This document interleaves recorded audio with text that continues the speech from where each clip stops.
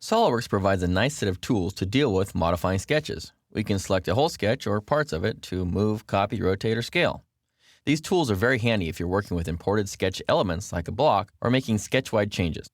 You can see I have this little L-shaped sketch on the screen, and I want to move this around a little bit. So I come up here to the Sketch toolbar, and if I look over here, I'll see Move Entities. And if you click on the drop-down, you can see we have quite a few different tools available to us.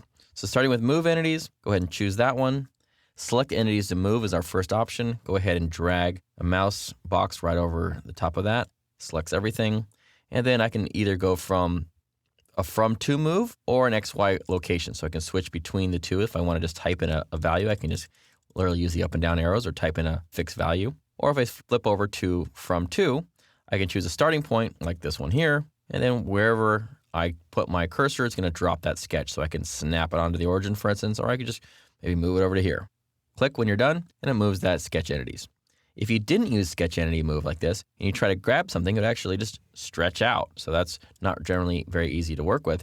Or you can select everything, and you can try to move it, and that works as well. But sometimes it's easier to kind of use that sketch or move tools.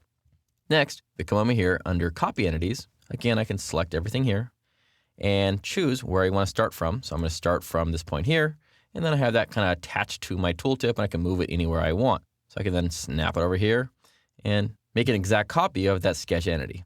Next, come down here to rotate entities, and I'm going to choose all these entities here, and I'm going to rotate them around this corner here, and then I'm going to choose the angle, or just click in here and drag to whatever angle I want, and click OK.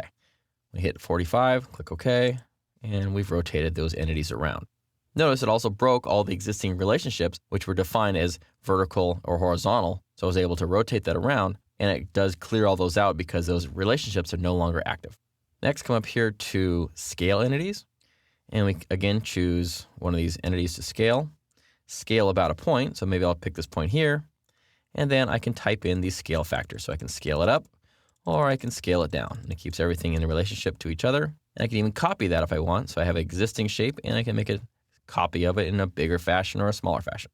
When you're happy with that, I'll actually turn that one off, and I'll scale it up to about 1.2, and click OK.